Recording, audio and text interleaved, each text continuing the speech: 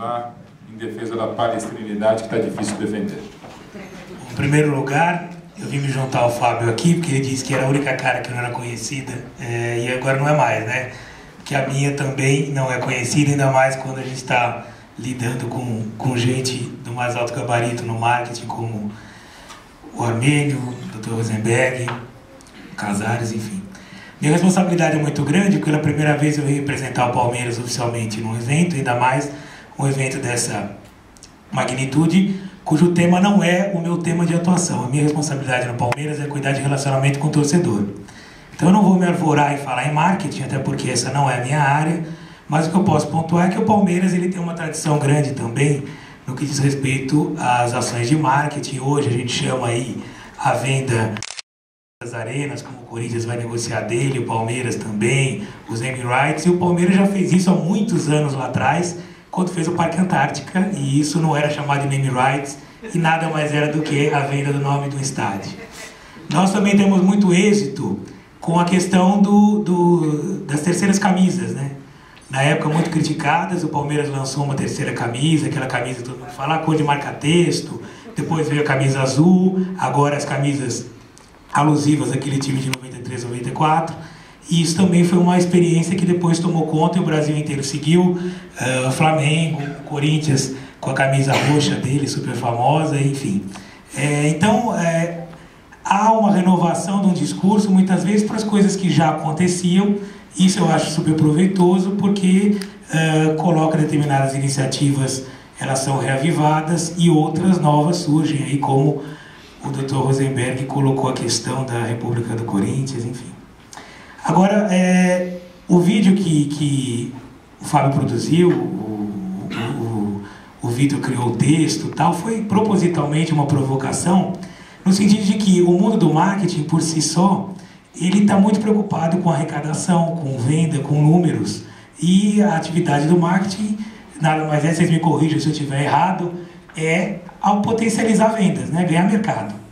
E o futebol foi guindado à condição de empresa.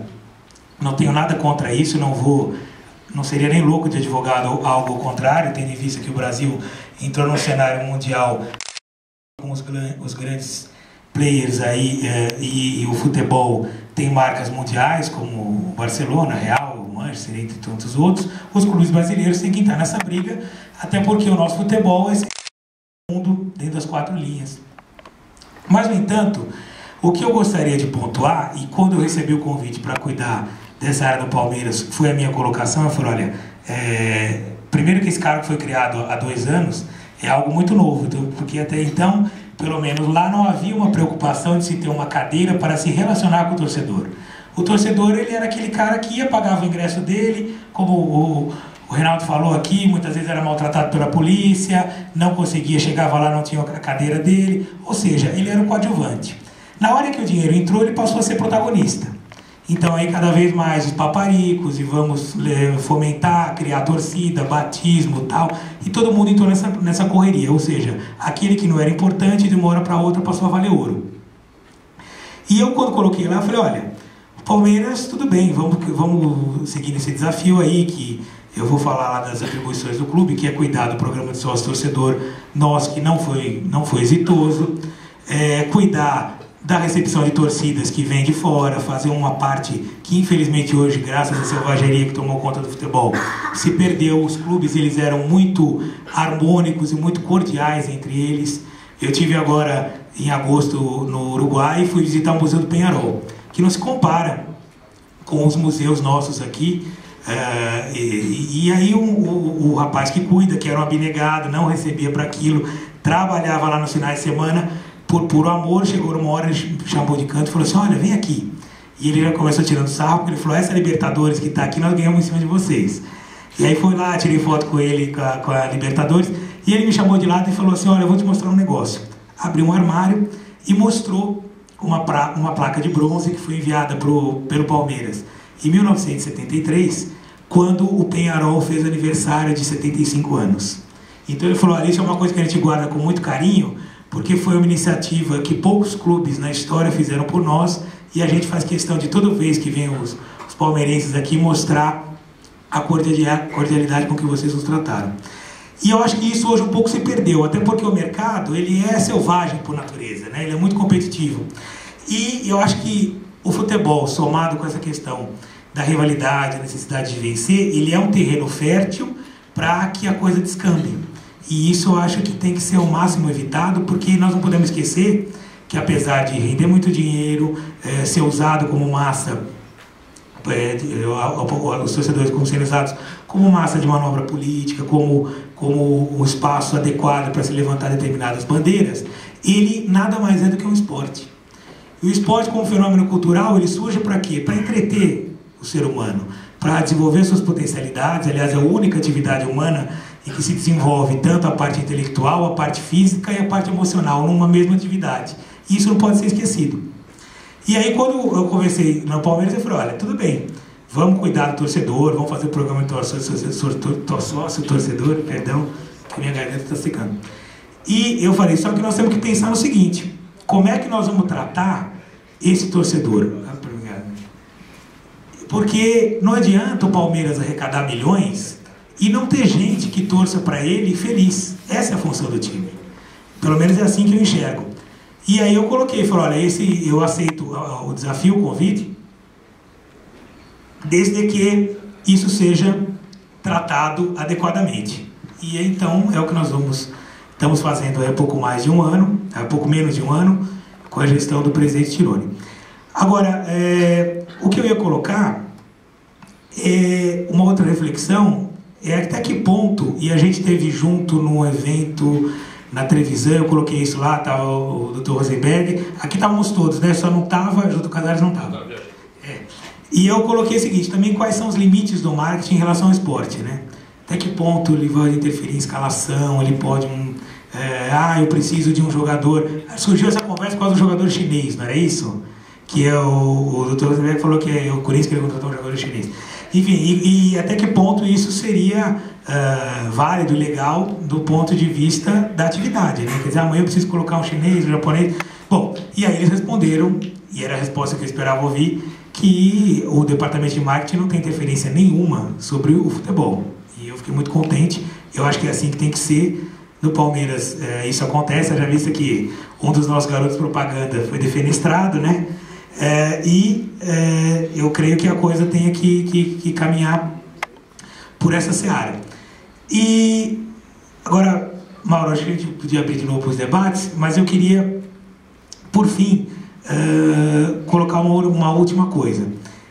O Corinthians agora, nessa nova gestão do presidente Andrés, com o diretor Rosenberg, retomou uma coisa que eu acho muito válida no futebol, que é aquela questão da rivalidade sadia. Então, fazer a piada, a gozação, eu acho isso da essência do esporte. Quer dizer, um jogo ele só vale porque depois que acabam aqueles 90 minutos, ele continua repercutindo durante toda a semana até que se comece uma nova história.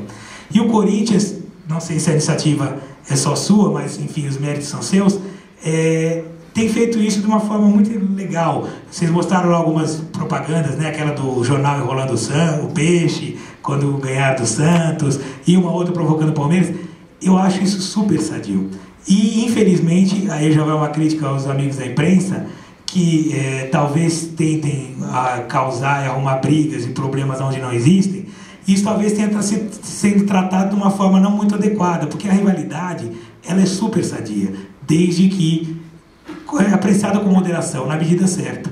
E eu acho que seria muito legal se nós estamos aqui com 5 representantes dos clubes, os 5 grandes de São Paulo, e provavelmente nos próximos fatos a gente vai ter gente de outros lugares do Brasil, a gente retomasse um pouco disso, daquela questão do ludismo, de realmente entender o futebol como um fenômeno social, como outro qualquer, como um esporte, e que tem como fim trazer, antes de tudo, a felicidade para as pessoas. Esse é que é o principal.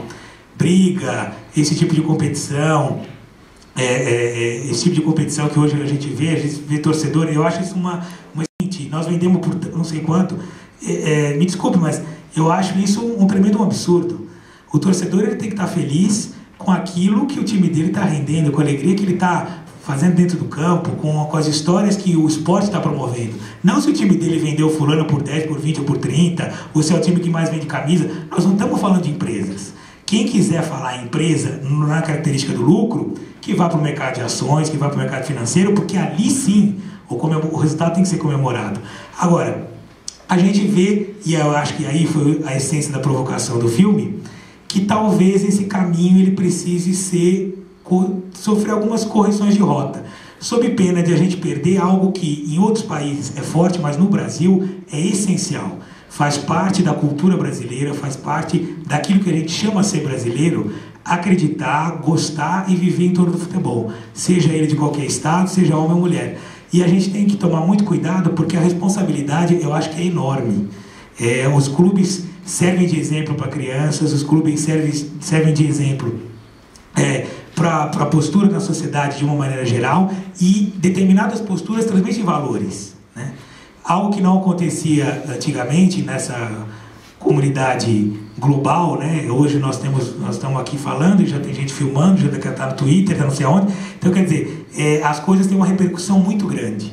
Então, eu acho que a gente tem que estar, na medida do possível, ciente da responsabilidade que é gerir um clube de futebol e o quão importante é o papel do futebol na vida das pessoas. Às vezes a gente vê homem chorar por causa de um time e ele nunca chorou na vida.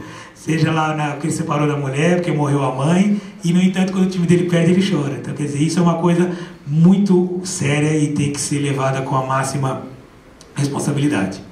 Era isso, Mauro? E me dá o friso aqui para vir falar, para nós falarmos juntos, só que já vou falar, os jornalistas estão aí, eles estão negociando um novo patrocínio do Palmeiras e por isso não puderam sair. Então pediram imensas desculpas, isso vai ser justificado oportunamente, e me passaram essa batata quente aqui de vir conversar com vocês.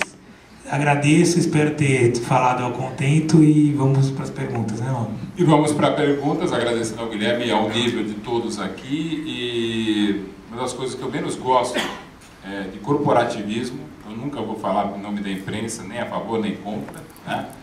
E detesto também tolerância, mais até do que corporativismo. E concordo com o Guilherme, a imprensa exagera muito, que a gente é exagerado mesmo, e no futebol mais ainda, né? Mas quando o presidente do São Paulo fala que o presidente do Corinthians é analfabeto, quando o presidente do Corinthians fala que o presidente do São Paulo vende cavalo supervalorizado, para não falar outro termo, o superfaturado, aí a gente vê que não é provocação de bom nível. Normalmente no marketing a gente viu pelo nível das pessoas é outra coisa, mas infelizmente como abaixam o nível constantemente o presidente do São Paulo e o presidente do Corinthians, e sem fulanizar, porque eles aí são mais torcedores, para não dizer briga de galo, de rua, infelizmente nós da imprensa somos obrigados a retratar. Mas como eles baixam constantemente o nível, o presidente do Corinthians e do São Paulo, nessas questões pessoais, que vão muito além do Corinthians e de São Paulo, infelizmente, e até porque eu entendo que são dois dos melhores presidentes da história do Corinthians e de São Paulo, aí infelizmente não é provocação pela imprensa, é briga de rua e do maior baixo nível, né? E o São Paulo e o Corinthians não merecem isso. E nem merece a gente também ficar falando isso. O que a gente merece é continuar o alto nível do debate e com perguntas. O microfone está à disposição? Não, mas eu dou o meu microfone.